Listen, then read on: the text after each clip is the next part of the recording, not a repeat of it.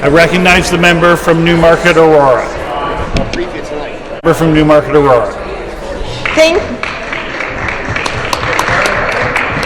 I move that in the opinion of this House, the Government of Ontario should continue to adopt modernized measures to streamline the development of communal water, wastewater systems and permissions for distributed, modular, off-grid water, wastewater treatment facilities in small and rural communities, including those found in York Region.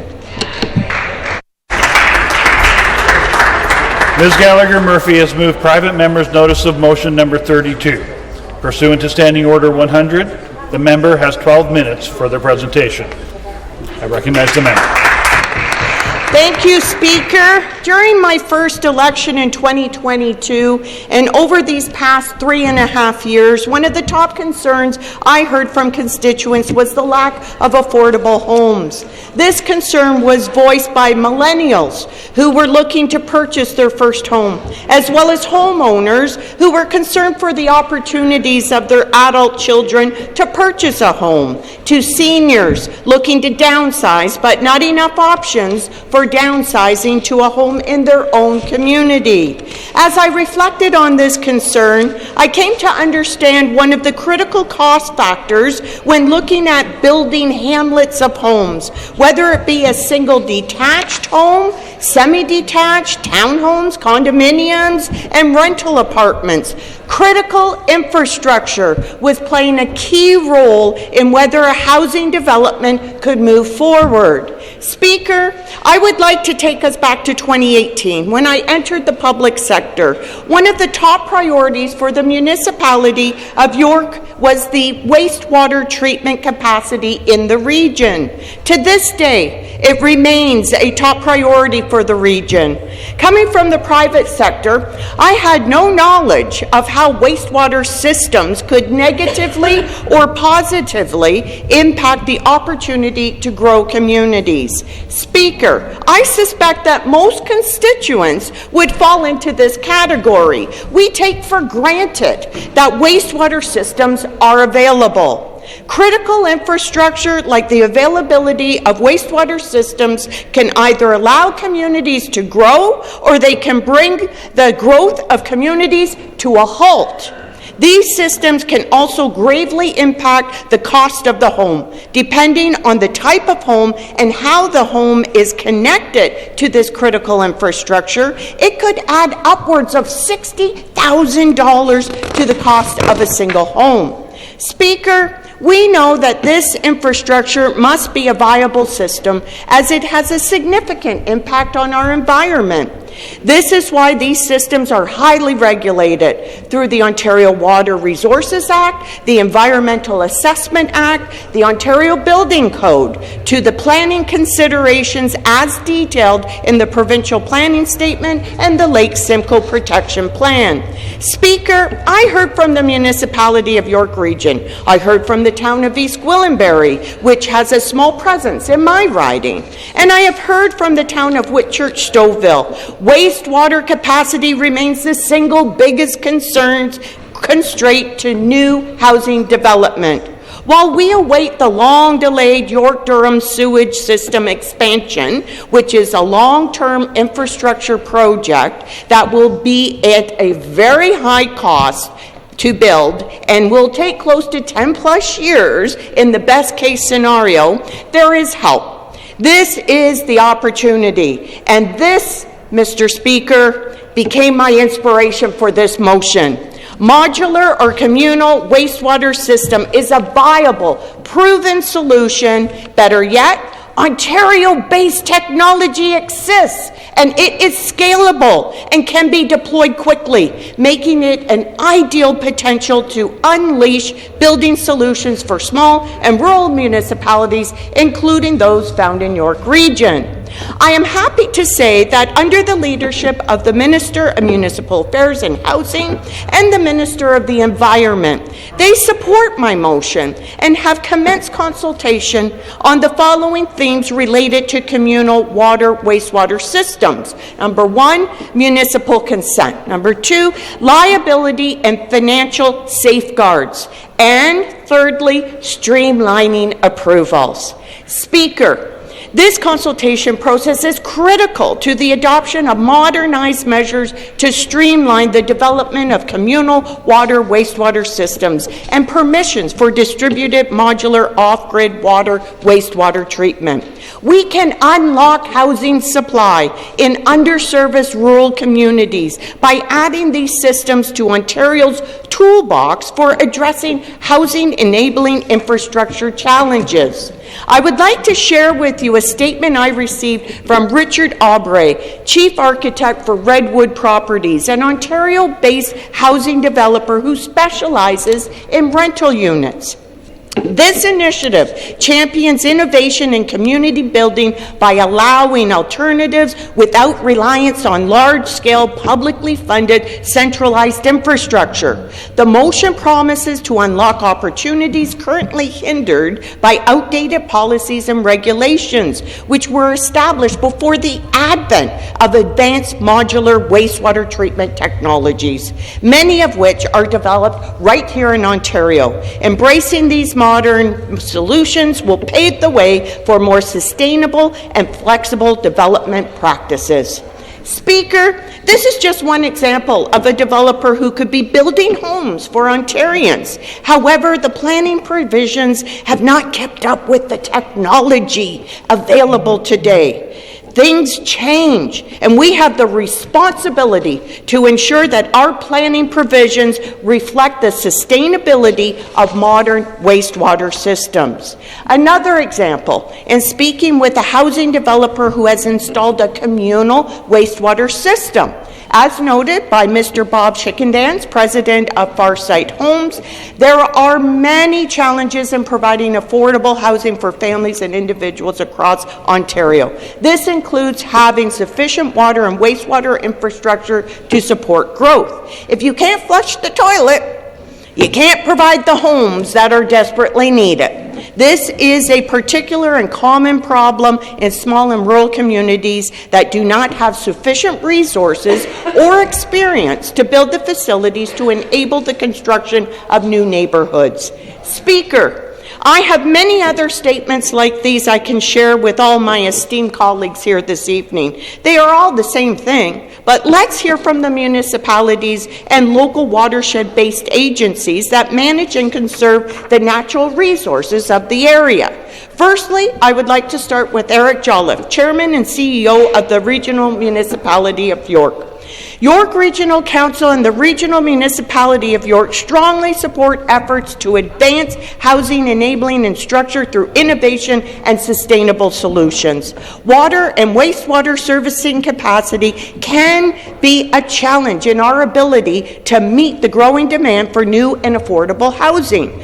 By modernizing approvals for communal and modular wastewater systems, this motion has the potential to unlock housing supply in smaller and rural municipalities where servicing options are limited or non-existent while protecting the environment. These innovative approaches are an important tool to get homes built faster and to support sustainable growth across York Region. On a more local level, the town of Whitchurch-Stouffville, His Worship, Mayor Ian Lovett, I fully support advancing housing infrastructure through innovative and sustainable solutions. Addressing water and wastewater servicing challenges is essential to meeting the demand for new and affordable homes. Modernizing approvals for communal and modular wastewater systems will help unlock housing opportunities in small and rural communities. Another aspect aspect of planning these wastewater systems is not just the technical engineering, but also the social dimension, including Indigenous economic participation and treaty rights, embedding the Indigenous participation in the life cycle of these projects. First Nation communities share infrastructure challenges which can be addressed in regional development. We have processes in place to ensure environmental assessment and compliance approvals. However, current processes for these smaller projects can take 5 to 7 years and cost hundreds of thousands of dollars before construction even begins, obviously discouraging investment in these underserviced areas. We can improve the process based on clear performance-based standards that could replace years of redundant approvals, enabling faster housing development while maintaining strong environmental protection. Speaker, I would like to share with my colleagues feedback I received from an Ontario-based manufacturer of the communal wastewater treatment system. Thank you to Brad Gaffney, an engineer with Nuterra, located in Brockville, Ontario. And he quotes, "Across Ontario, prefabricated membrane technologies already deliver equal or better environmental protection than large municipal plants at a fraction of the cost, footprint, and time to deploy. The barrier is regulatory approvals. A clearer, faster approval path will let rural building homes roll out years from now while upholding Ontario's highest water protections by streamlining proven options such as membrane, bioreactor treatment, and modern drinking water trains. Communities can choose compact systems that support financially responsible growth and unlock private investment to help grow Ontario." Imagine the opportunity to build a variety of attainable housing while creating greater food production and vegetation. We can have phosphorus reduction and the removal of pharmaceutical microplastics into Lake Simcoe or any of our freshwater lakes. We can achieve the goals of the Lake Simcoe Protection Plan through innovation, working with First Nations communities, and to achieve common goals. We can realize long-term economic growth. Speaker, I'd like to quote Rob Baldwin, CEO of the Lake Simcoe Region Conservation Authority. "Implementing advanced communal water and sewage systems can unlock local growth, increase housing supply, and significantly assist in building better small and rural communities while protecting the local environment, whether in the Lake Simcoe watershed or across Ontario." Speaker, I got to close up real quick. However, I got to tell you, I had a conversation with the Ontario Federation of Agriculture. Farmers and rural municipalities are increasingly constrained by limited access to fresh water and aging wastewater infrastructure, preventing responsible growth and leaving agricultural land without the reliable water sources needed for long-term viability. Imagine a future where treated wastewater becomes dependable, environmentally responsible water source for farmland, protecting fresh water supplies while improving crop resilience and long-term sustainability. Imagine providing more flexible wastewater options can unlock new housing faster. Thank you. Further debate? I recognize the member from Oshawa. Thank you very much, Speaker, and I am glad to be able to stand as the official opposition shadow minister for infrastructure and speak to this private member's motion from the member from Newmarket Aurora. It is a motion to encourage communal wastewater, and I have facilities, and I have a lot of concerns and thoughts on this topic. So everyone wants to build housing. The housing that people need, mind you. So we need a mix of housing: affordable, single-family, transitional and supportive, multi-residential, rent-to-own, you name it, people need it. But we can't do it without following best practices, or else the quality of homes and the quality of living will be affected by government's short-sighted, developer-driven ambitions. And I will say that anything worth doing is worth doing well. The Government MPP for Newmarket Aurora is here debating her private member's motion advocating for more private water and wastewater systems and streamlining communal water and wastewater systems.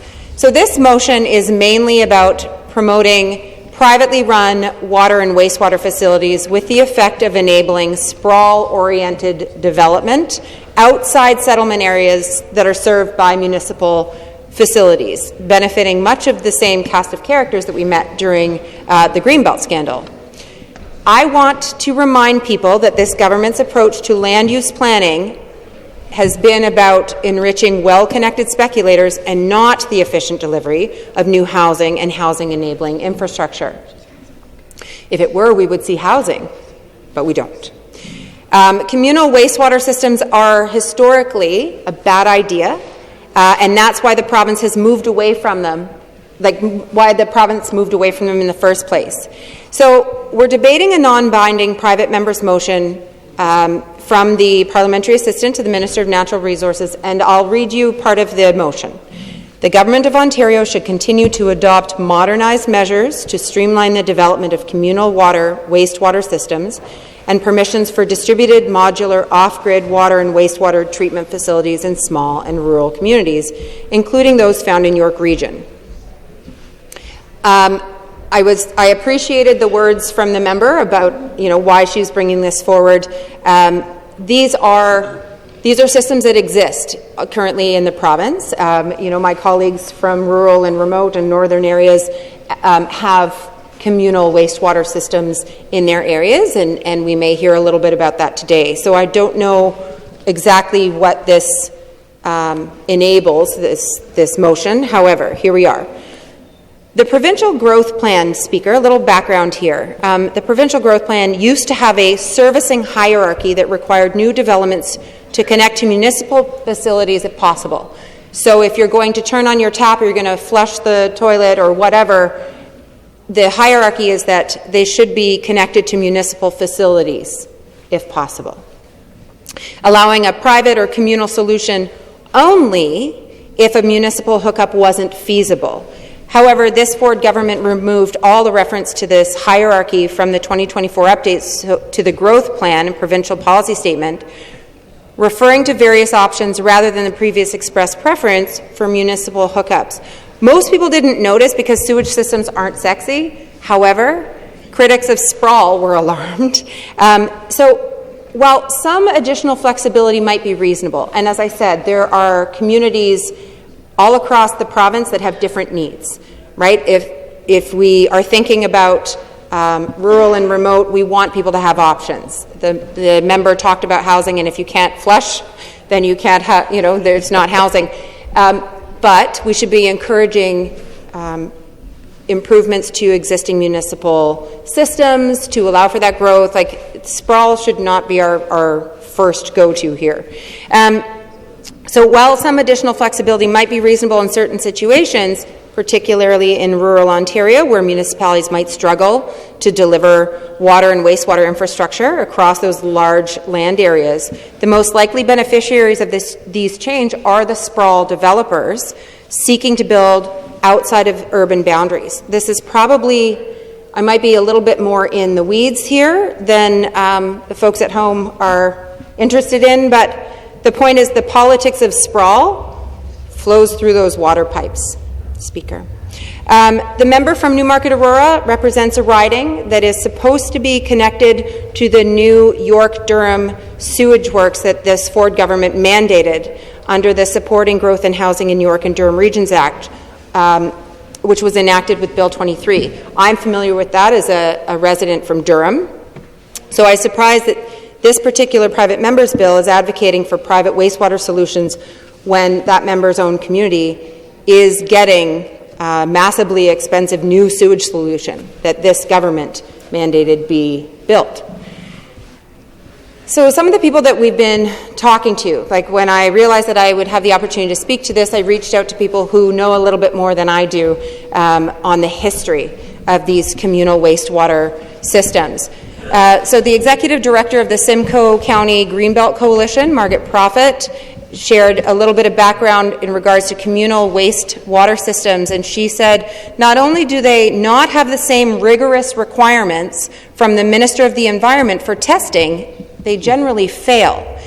It's all there in the history books. Talk to almost any planner who has been around and they will tell you what a dangerous thing this is, end quote. And Speaker, certain developers have occasionally misrepresented the ownership of these facilities to prospective home buyers.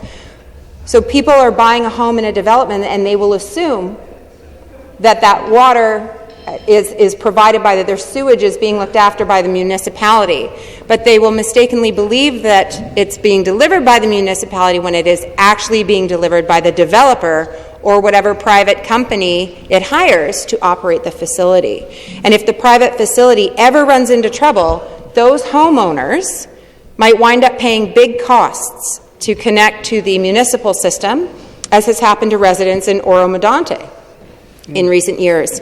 Oro-Medonte, that example, and how am I for time? I got time. Tell a little story. Eagles Rest is a luxury gated community development in Oro-Medonte that will have a privately operated sewage treatment facility. It is being built by Fernbrook Homes and Crystal Homes, which is owned by Nick and Mario Cortolucci. We've heard those names in this place before. Its lobbyist is Nick Kouvalis. We've heard his name in this place before. There will be 208 homes built at Eagles Rest, whose prices range between $1.3 million and $2.3 million. And folks may recall that Mr. Kouvalis had made the news in 2021 when he was trying to get approval of the Eagles Rest privately operated sewage treatment plant, while also advising this government at the same time. Eagles Rest got its environmental compliance approval. Oh, Eagles Nest. I think I've been saying Eagles Rest. My bad. I will correct my record.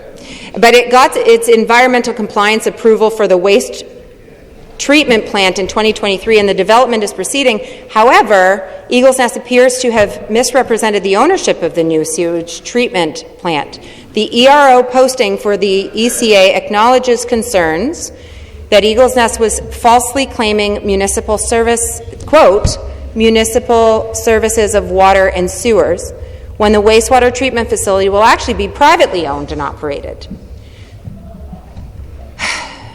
All of these people buying pretty expensive homes expecting municipal water and sewer, but it's a private company. So, however,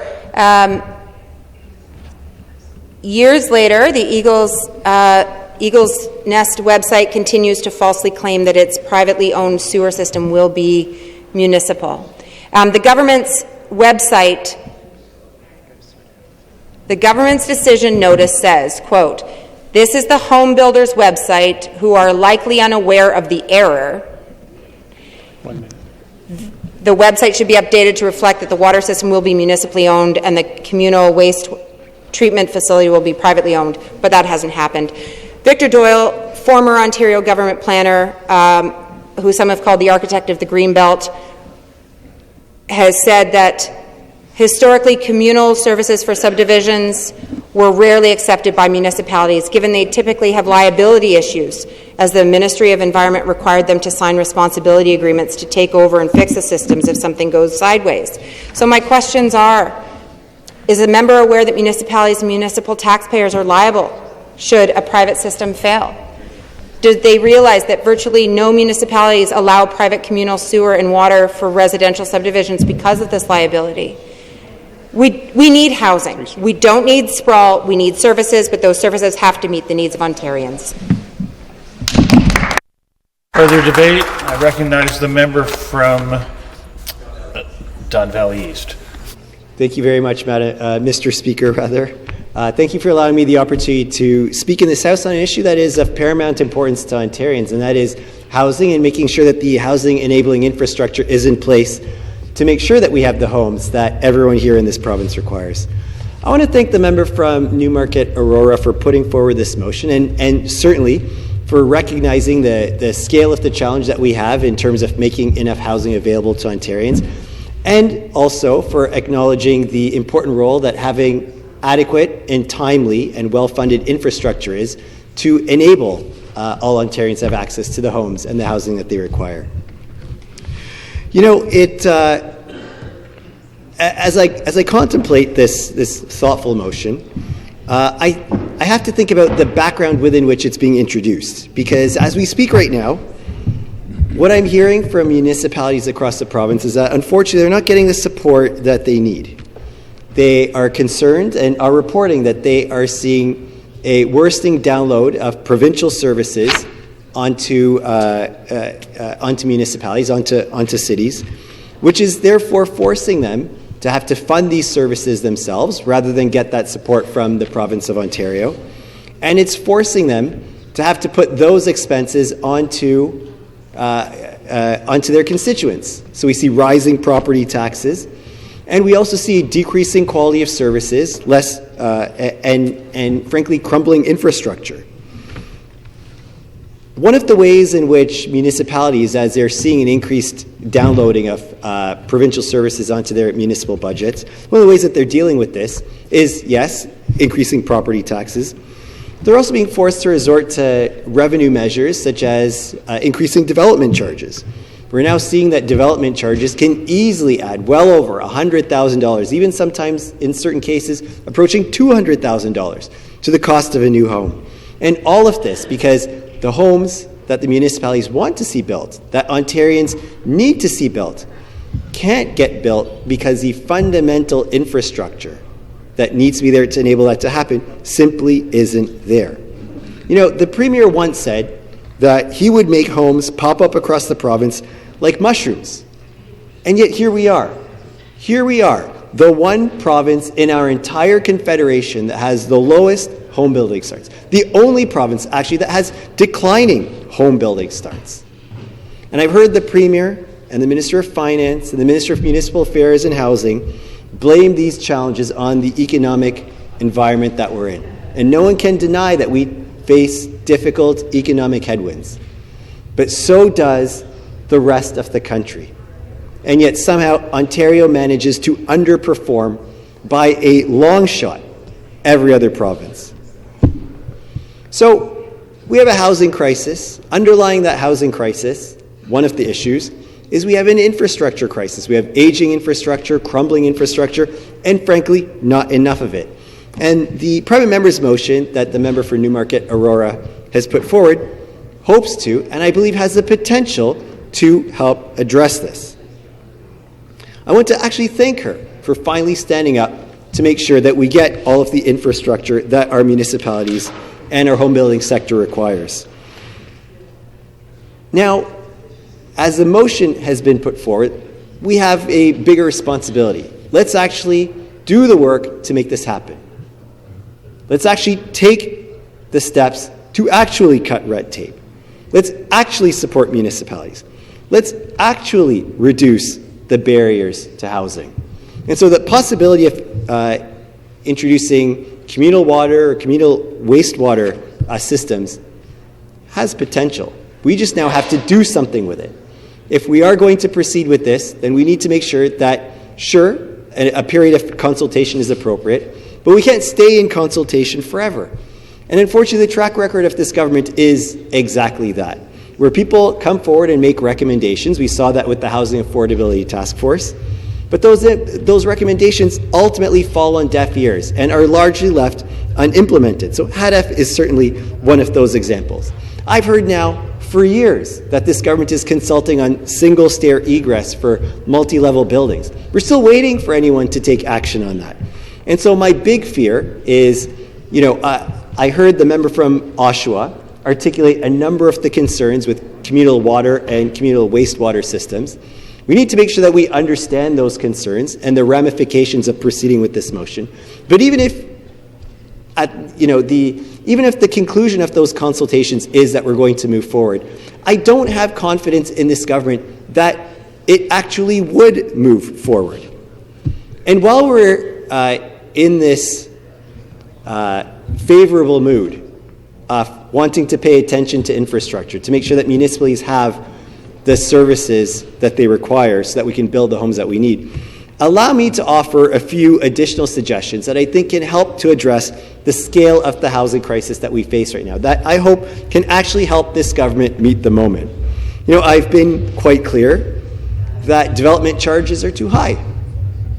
I've been quite clear that I think that we should cut development charges almost altogether. And the revenue gap that would be left by such a measure should be compensated for with a provincial infrastructure fund in the billions of dollars, because that's what we need. I would put forward that suggestion. I would also put forward the suggestion that we should rebate the HST on new primary residences, not just for first-time homebuyers, but frankly, for all homebuyers. This would help not just first-time homebuyers, but, for example, it would help seniors who are living alone in their homes, who would like to downsize, but simply are not able to afford to downsize.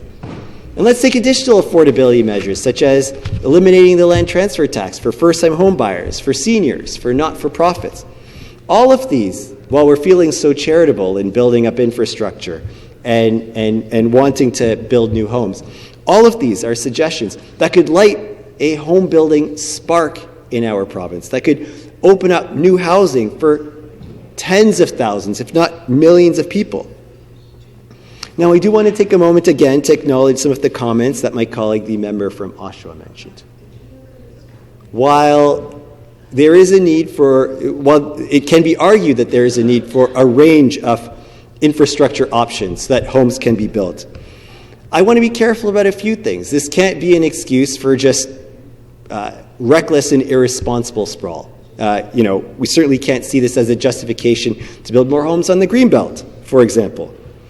I would also be concerned that the implementation of measures like this might be used as an excuse to not fund more definitive and more timely kinds of infrastructure, the kind that I understand the municipality of York is hoping to build over the next 10 years, which is expensive but reliable.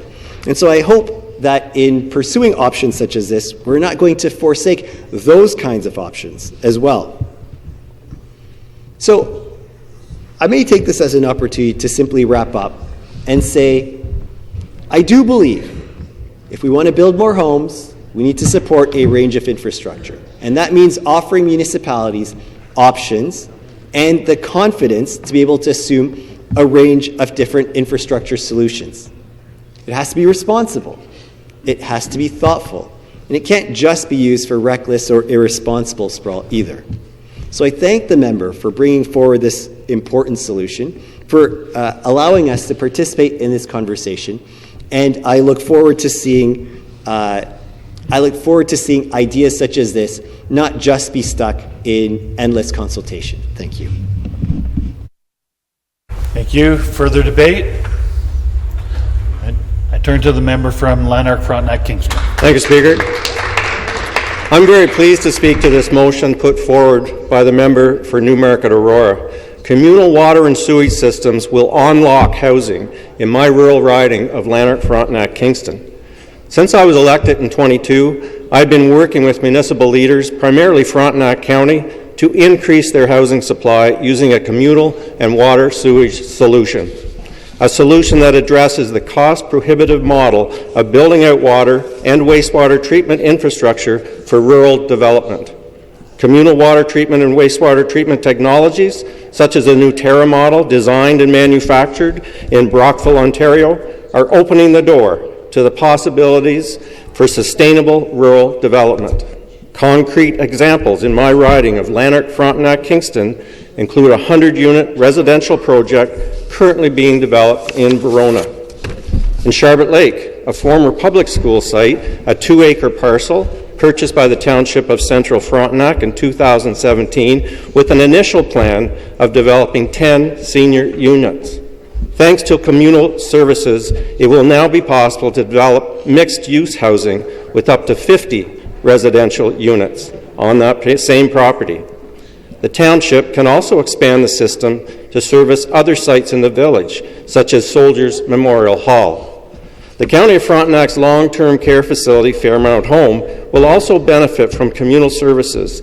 The county is investing in a solution to service the existing 128 beds with the flexibility for future expansion, allowing for capacity up to 160 beds. In contrast, adapting or replacing the existing septic system would be less adaptable to future needs and inferior to a communal system. Communal systems unlock the potential for increased development densities, ensure consistent and sustainable services, and protect the environment.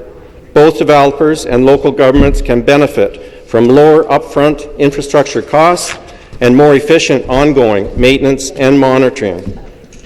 As these areas grow, the ability to scale up the systems ensures that these developments remain viable and can continue to accommodate increasing populations, whether through housing, businesses, or services like healthcare. Speaker, this is the breakthrough that will allow municipalities to explore healthy, sustainable development in rural environments. Kurt Greaves, CAO of Lanark County, said, "The ability to add communal servicing for subdivisions has the potential to be a game changer for rural Lanark County.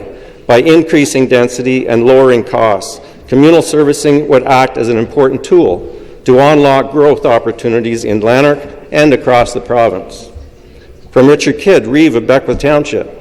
Beckwith Township has a population of under 10,000, bordering the City of Ottawa's West End. A small communal water and wastewater system will allow us to develop denser housing and strengthen the long-term planning for the township. Smaller lots will allow the opportunity to provide housing for first-time home buyers and retirees looking to downsize. And from Louise Fragnito, CAO of South Frontenac Township, the ability to provide communal water and wastewater systems in a rural community is an innovative, economical, and sustainable method to provide critical infrastructure to our communities. The use of communal water and wastewater systems provides the ability to support growth, increase density, and support diverse development with our communities in an affordable manner, while ensuring that public and environmental safety remains top of mind, as these systems must meet MECP and source water requirements. Further, the use of communal servicing reduces environmental impacts by reducing the number of individual well and septic installations by using a centralized well lake intake and septic through system that can service multiple housing units at once. Resounding support, Madam Speaker, from the rural communities of my riding who have, to this point, been stalled by the cost of building out infrastructure to service rural development. Communal water and wastewater treatment facilities are a real-time example of how we can move forward if we work together to examine new and innovative solutions through a rural lens. I want to thank our municipal leaders in Lanark, Frontenac, Kingston for their vision and their support to get more homes built. Thank you, Speaker. Thank you. Further debate? I recognize the member from Nickel-Belt. Thank you, Speaker, and I would like to thank the member from Newmarket Aurora for bringing forward this motion. As you know, Speaker, I represent 33 small communities in northern rural Ontario. So whether you talk about Ivanhoe or Folliette or Metagami First Nations, Gogama, Bisco Tasing, Shining Tree, Westry, Benny, Cartier, none of those are big enough to be a municipality. None of those are big enough to have municipal water and sewage treatment plant, but all of them need sewer and water. I can tell you that the small communal water and wastewater system exists in many parts of my riding, has existed in many parts of my riding for a very long time. But I want to let the member know that the cutbacks that has happened with this government to public health means that it is a whole lot more difficult to have your water tested to make sure that you can drink it.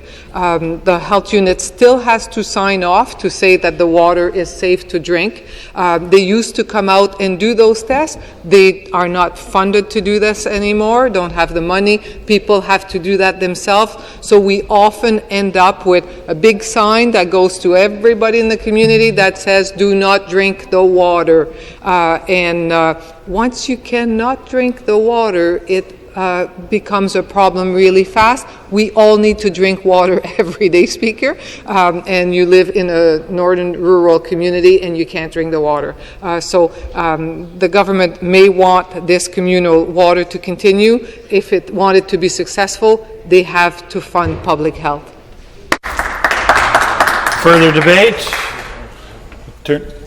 Turn to the member from Thornhill. Thank you. Thank you, Mr. Speaker. I rise today in support of the motion to adopt modernized measures to streamline the development of communal water and wastewater systems. And I want to thank the member from Newmarket Aurora for her work and diligence on this truly important issue. This motion speaks to a fundamental need across Ontario to ensure that every community, large or small, urban or rural, has access to safe, reliable, and sustainable water infrastructure. For far too long, many rural and underserviced areas have faced significant barriers when trying to upgrade and build new water and wastewater systems. The regulatory path has often been slow, complex and expensive, making it difficult for these communities to grow or even maintain the systems they already have. And our government is exploring ways to streamline approvals for communal water and wastewater systems. We're reducing delays in paperwork so that municipalities can bring new housing online faster. By simplifying municipal consent and provincial approvals, we're giving local governments the tools they need to unlock development in underserviced rural areas without lengthy and duplicative processes. Modernized, streamlined measures are not about lowering standards. They're about removing outdated, redundant steps that prevent communities from accessing proven, safe, and innovative technologies. Distributed modular off-grid water and wastewater systems are no longer experimental. They're widely used, cost-effective, and designed to protect both public health and the environment. For many rural communities, especially those far from major trunk systems, these technologies provide a realistic and affordable way forward. But what does this modernization mean in practical terms? So it means that small communities can approve communal systems that enable new housing, including affordable housing, where the development is currently restricted by servicing limits. It means that villages and hamlets in York Region, in my area, not too far away from the riding of Thornhill, and across the province, that can accommodate modest, responsible growth while protecting their water resources. And it means that communities with aging septic systems can pose risks to groundwater and local ecosystems. That transition can move to more modern, environmentally sound solutions. Crucially, modernizing the process strengthens environmental protections. And when communities lack proper wastewater options, the alternative is failing septic systems and unmanaged runoff. These problems directly threaten our lakes and our rivers, and streamlining helps ensure that the systems are built meet high standards and are deployed in timely and a coordinated way. These proposed changes will save municipalities time, expand servicing capacity, and help deliver more housing faster. Streamlining is not rushing. It's about predictable timelines, clarity for municipalities, and science-based assessments that reflect today's technology. It enables responsible planning and creates a fair path for rural communities that have too often been left behind. If we want Ontario's rural and small communities to thrive, if we want to protect our water, support economic development, and build homes responsibly, then we must continue to modernize our approaches. And I want to thank the member from Newmarket Aurora for bringing this motion. For these reasons, I urge all members to support this motion. Thank you. Further debate? Further debate? I recognize the member from Leeds, Grenville, Thousand Islands, and Rideau Lakes. Thanks, Speaker. Let me start by congratulating the member for Newmarket Aurora for this excellent motion and the opportunity for me to speak this evening. A few weeks ago, I had the pleasure of giving the member a tour of a great company in my riding called Nuterra, which will benefit from this type of motion. I have to tell you, Speaker, I was so impressed with her knowledge of this file. The research that she's done is unbelievable.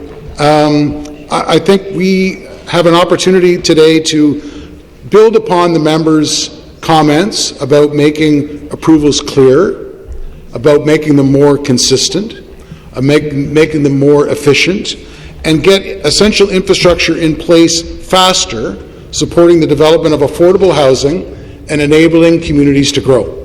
Faster approvals mean that families are going to move into homes sooner.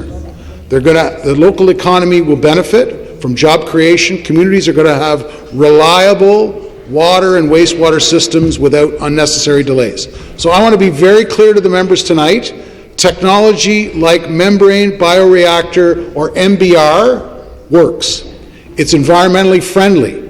It's globally recognized and supports smaller, dense developments that don't have municipal water systems. So the company I talked about in my riding already has 25 approved ECAs for this technology in Ontario. And despite that proven track record, they face repetitive and duplicative approvals when deploying identical systems. This is a plant that builds modular systems, supplies them all over North America, and the delays aren't protecting the environment. It's just red tape that creates bottlenecks and slows down building of badly needed housing. Streamlining the process is going to reduce duplication. It's going to improve predictability. And it's going to allow companies to deliver solutions faster and more efficiently. And I appreciate the work that's being done by the Ministry of Environment, Conservation and Parks to develop a fast, reliable path through the Environmental Compliance Approval, or ECA. I want to thank Brad and Jeremy from Nuterra for the outstanding work. They've hosted me for many, many politicians of all political stripes to come to their plant to see this technology that they employ, like I said, all over Canada, all over North America. What we're asking is MECP to adopt policies needed to solve our housing crisis without compromising environmental responsibilities. So in short, to the members today, we need a clear approval pathway for higher density, lower cost communal system that produce gold standard effluent. I appreciate the commitment by ministry officials, appreciate what the member's saying about consultation. I look forward to how things are moving forward. But again, I want to thank my colleague, the member for Newmarket Aurora. Her motion is about enabling responsible growth, cutting red tape, supporting innovation, and assuring municipalities have the infrastructure that they need. Further debate. Further debate. The member has 2 minutes to reply. Thank you, Speaker. And first off, I'd like to thank all my colleagues this evening for their comments, to the member of Lanark, Frontenac, Kingston, the member of Thornhill, the member of Leeds, Grenville, Thousand Islands, and Rideau Lakes, the member of Oshawa, the member of Don Valley East, and the member of Nickel Belt. Thank you very much for participating and your comments in this evening's debate. I heard a few things. I'd like to reiterate where this is going, and this really, at the end of the day, is to ensure that small rural communities, including those in York Region, have the ability to grow now, which is so critical. We can't keep waiting and waiting for these big systems, at least in my region. So I wanted to reiterate a couple of things about something my colleague mentioned. The technology exists. And you know what? The environmental protections, they exist and they are rigorous.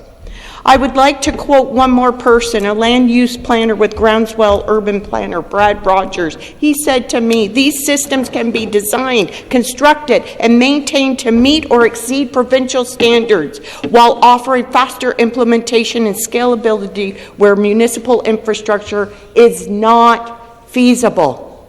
Speaker, I say once again, imagine providing more flexible wastewater options can unlock new housing faster, more affordably, while protecting and, quite frankly, enhancing our environment. Thank you.